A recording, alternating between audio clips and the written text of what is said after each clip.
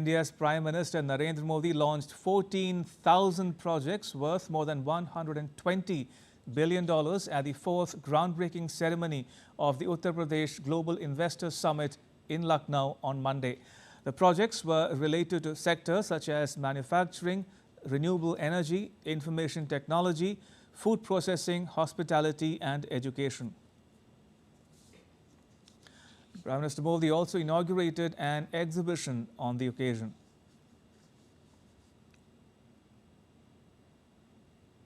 Prime Minister Modi told the gathering that in the last 7 years, crime has reduced in Uttar Pradesh and business culture has expanded.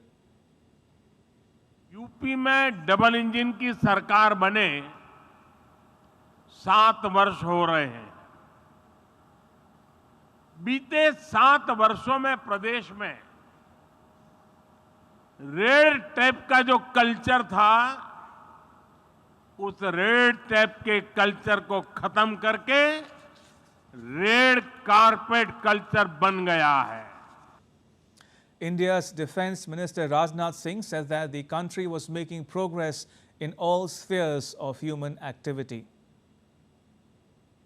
प्रधानमंत्री जी के नेतृत्व में आज देश सबका साथ, सबका विकास, सबका विश्वास और सबका प्रयास की भावना के साथ लगातार प्रगति कर रहा है। समाज का कोई ऐसा वर्ग नहीं है जो अपने आप को कहीं अकेला पाता हो या किसी क्षेत्र में पीछे छूटा हुआ वह अनुभव करता हो। पिछले 10 वर्षों में आपने भारत के विकास भवन की जो मजबूत नींव रखी है, उससे भारत की जनता को पूरा विश्वास है कि आपके तीसरे चौथे कार्यकाल तक इस विकास भवन का शिखर आसमान की बुलंदियों को छुएगा। The Israel Defense Forces continue to operate against Hamas in Gaza. On Monday, the IDF identified and eliminated a terrorist who fired a rocket toward Kibbutz Be'eri from central Gaza. The IDF carried out targeted operations in the western part of Khan Yunis, where AK-47s, drones and explosives were located. The troops also conducted targeted operations on terrorist targets in Khan Yunis. Israel has set Hamas a deadline of 10th March to free hostages. On Sunday, Israel's War Cabinet Minister Benny Gantz said, and I quote, "The world must know and Hamas leaders must know if by March 10 our hostages are not home, the fighting will continue everywhere to include the Rafah area," unquote. Meanwhile, Israel's Prime Minister Benjamin Netanyahu said not launching a Rafah offensive equals losing the war to the Hamas. Whoever wants to prevent us to operate in Rafah is actually saying, lose the war. I will not give a hand to it. The International Court of Justice on Monday opened hearings on eventually issuing a non-binding advisory opinion on charges against Israelis in respect of Palestinian territories. The Palestinian foreign minister was to speak first in the legal proceedings. Israel will not present an oral argument, although it has sent written observations. The case arrived at the court after the UN General Assembly voted by a wide margin in December 2023 to ask the 15-judge panel for a non-binding advisory opinion on charges against Israel. The hearings will be held until 26th of February. After that, the judges are expected to take several months to deliberate before issuing an advisory opinion.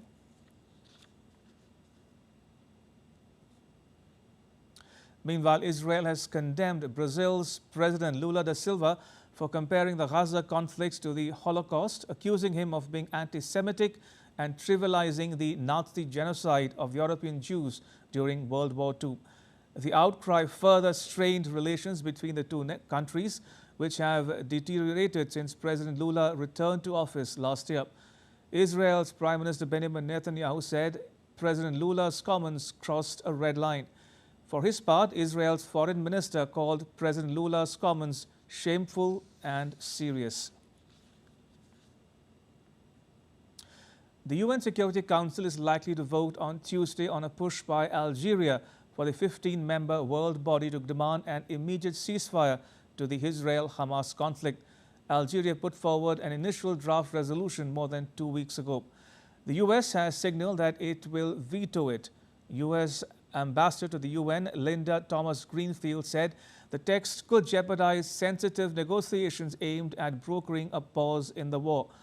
To be adopted, UN Security Council resolution needs at least 9 votes in favor and no vetoes by the US, the UK, France, China or Russia. Talks between the US, Egypt, Israel and Qatar are on to seek a pause in the conflict and release of hostages held by Hamas. A British maritime security company called Ambri reported an attack on a British cargo ship in the waters between Yemen on the Arabian Peninsula and Djibouti in Eritrea in the Horn of Africa. According to the United Kingdom Maritime Trade Operations, the attack took place at al-Mukha in the Bab al-Mandab Strait. The strike was in close proximity to the vessel, but no casualties were reported. Qatar's energy chief has said that the Red Sea shipping disruptions will limit the arrival of products to customers in the long term and that diversions were not ideal because they added to the cost and length of journeys. Qatar Energy, one of the world's largest exporters of liquefied natural gas, said in January that it had stopped sending tankers via the Red Sea, citing security concerns. Nobody wants to divert away from the Red Sea due to cost, of course, and not only cost, but it's also time that's needed to deliver the product and then come back to get a refill, if you will, for the same product. So it's going to add cost, it's going to add time, and it's also going to add constraint on actual deliveries with time to deliver the same amount of products to the customers. It may not be felt in short term, but if it's a long term, then it will actually hamper movement of a net, if you take a full year, a net volume that actually is transferred. Moving on, Russia on Monday claimed full control of a vast Soviet-era coke plant in the ruined Ukrainian town of Avdiivka, cementing the biggest battlefield gain in 9 months after one of the most intense battles of the conflict. The fall of Avdiivka is Russia's biggest gain since it captured the city of Bakhmut in May 2023 and comes almost 2 years to the day since President Vladimir Putin sent his troops into Ukraine. According to Russia's defense ministry, its troops had advanced about 9 kilometers in that part of the 1,000-kilometer-long front line and that Russian troops were pressing forward after a deadly urban battle. Putin hailed the fall of Avdiivka as an important victory and congratulated the Russian troops. For its part, Ukraine said it had withdrawn its soldiers to save its troops from being fully surrounded after months of fierce fighting. Japan hosted Ukraine's Prime Minister on Monday in Tokyo to discuss the reconstruction of Ukraine and pledged a new bilateral tax treaty as the Ukraine conflict rages. Japan's Prime Minister Kishida Fumio said in a speech that Japan stood with and continues to stand with Ukraine. As Russia's offensive on Ukraine enters its 3rd year, Japan has pledged more than $10 billion worth of financial aid as it seeks to show solidarity with Kyiv's war effort. Meanwhile, EU foreign ministers are meeting in Brussels on Monday. The EU Foreign Affairs Council will continue discussions on the Russia-Ukraine conflict. It will focus on the EU's military support for Ukraine, its security commitments, the sanctions against Russia and Ukraine's peace plan. The Council will exchange views on the situation in Gaza, the issue of Israeli settlements, besides developments in the Sahel region of Africa. The Council will also hold talks with the Director General of the International Atomic Energy Agency, Rafael Grossi.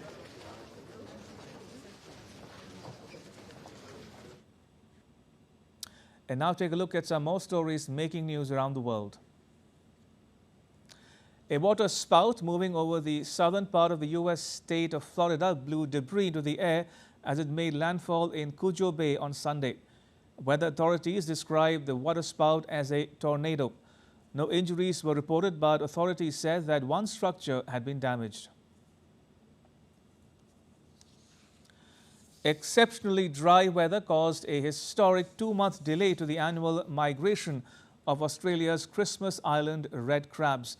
The migration, which usually takes place in October or November, sees the crabs journey from the interior of the island to the ocean where they mate. Extreme weather affected northern China on Monday. Police officers evacuated people from stranded vehicles amid a sandstorm in the northwestern region of Xinjiang. Some other parts of China are battling another deep freeze with heavy snowfall in the northeastern city of Shenyang. Adverse weather conditions are expected to continue throughout the region over the next few days. A fire at a battery recycling plant in southern France was reported to be under control on Monday, although it continues to burn. The fire broke out 2 days ago in a warehouse containing 900 tons of lithium battery. A team of 5 firefighters remained on site on Monday.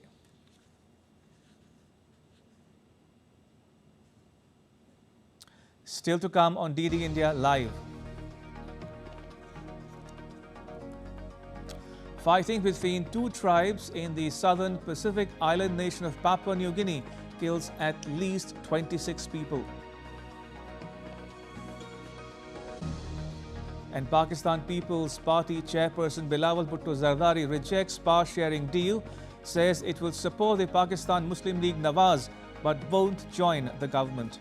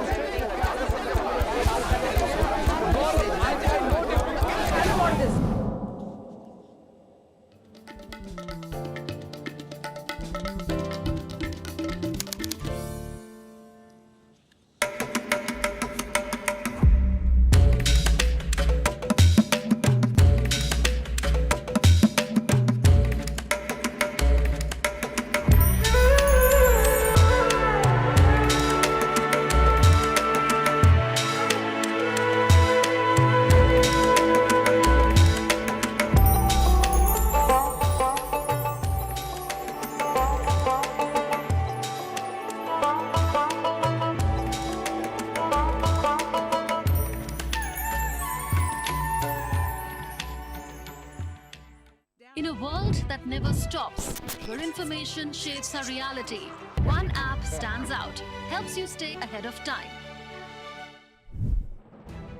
Introducing the DD India app, your gateway to a world of news right at your fingertips.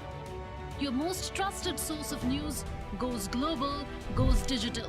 Explore a world of options, top stories, live updates, in-depth analysis, and more. Stay informed wherever you are. Real-time alerts keep you ahead of the curve always. The DD India app, connecting you to the world one story at a time. Download now and explore the world of knowledge, insights, and authentic information. Voice of a rising aspirational world. Stories of challenges, struggles, and accomplishment. A world battling conflict, hunger, and poverty. Embracing growth, development, science, and technology. A voice of progress, a voice of unity. Watch Voice of the Global South with me, Akshay Dongre, only on DD India.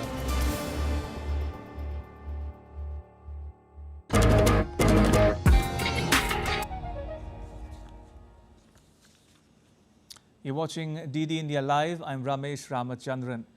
At least 26 people were killed in tribal fighting in the northern highlands of Papua New Guinea. A report by a local newspaper says that the violence took place on Sunday and was connected to a battle between 2 tribes. Security is a major issue in Papua New Guinea, with at least 16 persons killed in riots in the country just last month. Tensions are escalating in the waters near Taiwan as China intensifies patrols around a group of islands controlled by Taiwan. Now, this move comes in the aftermath of the death of 2 Chinese fishermen who drowned during a pursuit by Taiwan's Coast Guard, allegedly for trespassing.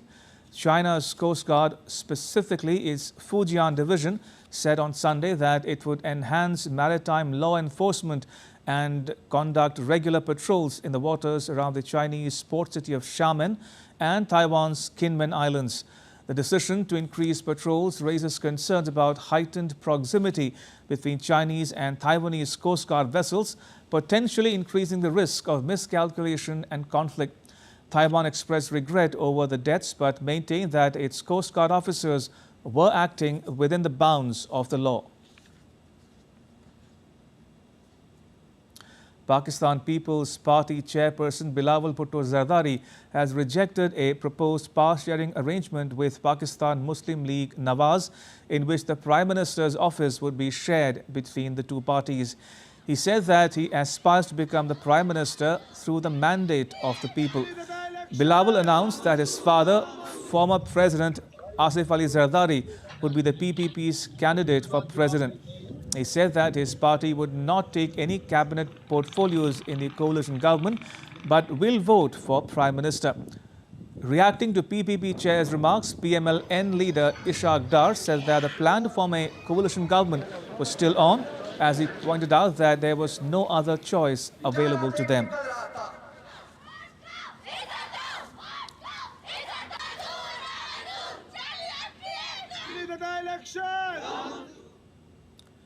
The recently concluded Munich Security Conference saw dozens of world leaders gather to discuss issues not just related to security, but also economy and trade.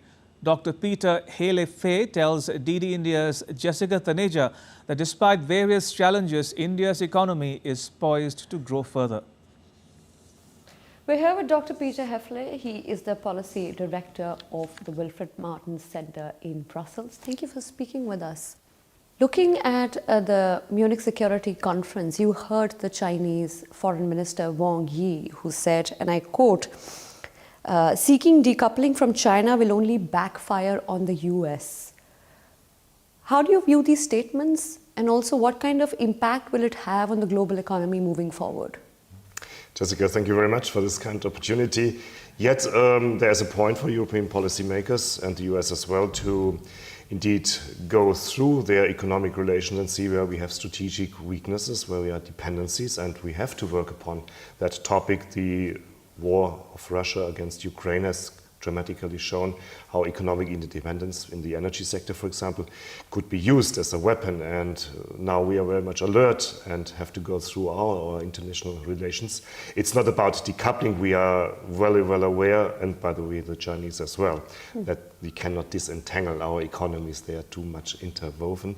But there are certain strategic sectors where we have to reduce our dependency. We have to diversify our economic relations, and that's where other countries, for example India, North Southeast Asia, come into the equation. So India's GDP is set to grow by 6% this year, and that's faster than both the United States and China.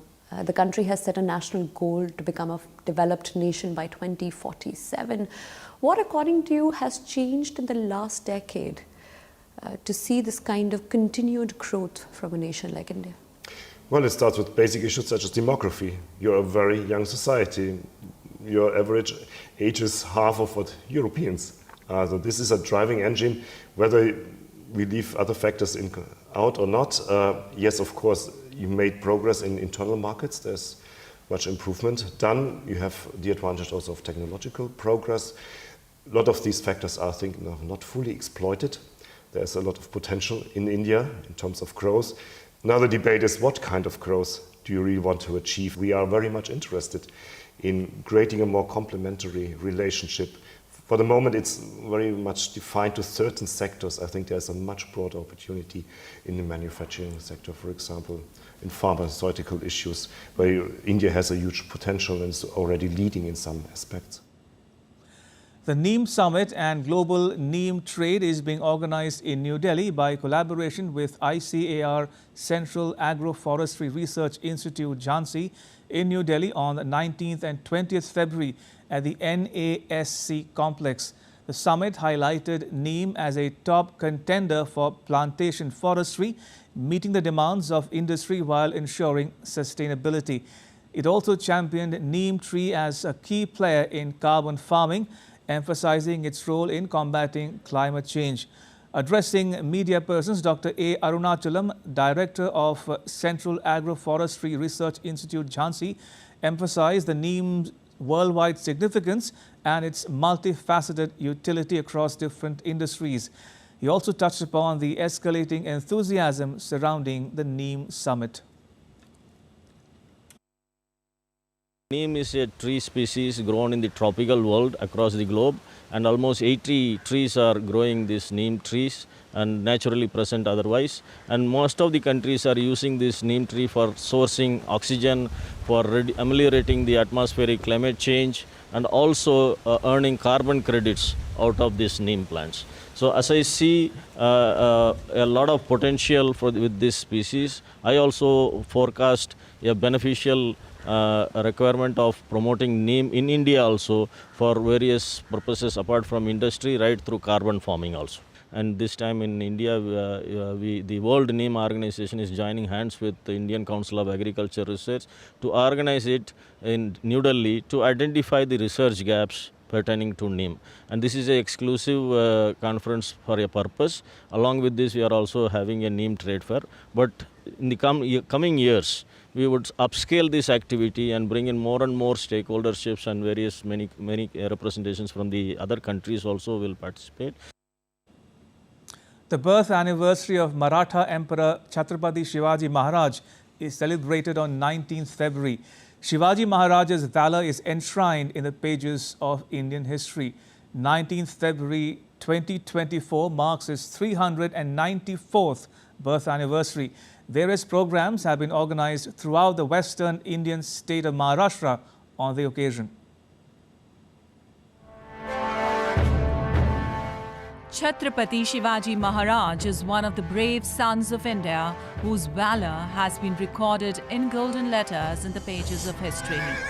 Maharaja's spirit is exemplified not only in Maharashtra but all over the country, and his name is taken with pride. He laid the foundation of the Maratha Empire to liberate the nation from the clutches of the Mughals. Besides being a patriot, he was an efficient administrator and a courageous warrior. In 1674, he laid the foundation of the Maratha Empire in Western India.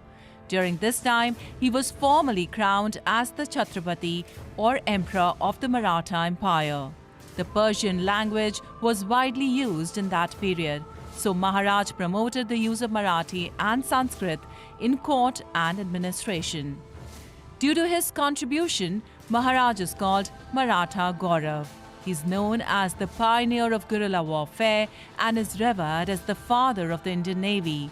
Maharaj was also a great believer in the rights of women. Chhatrapati Shivaji Maharaj Jayanti is an important observance that honors the birth anniversary of the honored Maratha Emperor. The birth anniversary of Chhatrapati Shivaji Maharaj is celebrated with great enthusiasm every year, and this year marks the 350th anniversary of the coronation of the Maharaj. Every year, a special program is organized at Shivneri Fort in the presence of the Chief Minister. 1,100 policemen and home guards will be deployed at Fort Shivneri on the occasion of Shiv Jayanti, and devotees are requested to reach the fort after 10 a.m. Pune Rural Superintendent of Police Pankaj Deshmukh has urged. 1,100 policemen and home guards will be deployed at Fort Shivneri on the occasion of Shiv Jayanti, and devotees are requested to reach the fort after 10 a.m. Once the event is over, the citizens will be permitted at the fort after 10 a.m. Full care will be taken to ensure that no untoward incident takes place during the event. Along with the celebration of this year's birth anniversary at the government level in the district, various social organizations and educational institutions will also be celebrating by organizing various programs at their level. Shama Mishra reports for DD India. India's Prime Minister Narendramodi paid tributes to Chhatrapati Shivaji Maharaj on his birth anniversary. He said on X, I quote, Tributes to Chhatrapati Shivaji Maharaj on his Jayanti, a visionary leader, fearless warrior, protector of culture and embodiment of good governance. His life inspires generations, unquote. It was a star-studded affair at the British Academy of Film and Television Arts Awards, or BAFTA, held at the Royal Festival Hall in London on Sunday. Christopher Nolan's 2023 biographical epic Oppenheimer swept the BAFTAs this year with 7 wins. The film won the top honors for Best Film and Best Director, along with 5 other awards. Oppenheimer's Cillian Murphy took home the Leading Actor Award, and US actor Emma Stone picked up the Leading Actress Award for Gothic comedy Poor Things. The film won 5 awards overall. War drama The Zone of Interest bagged the Best Film in the non-English language category, as well as the Outstanding British Film Award. The ceremony was hosted by Scottish actor David Tennant.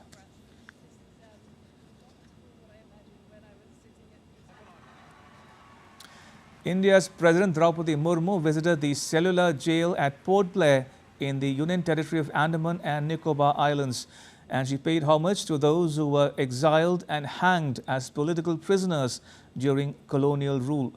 President Murmu arrived at Port Blair today and is on a 5-day official visit to the Andaman and Nicobar Islands.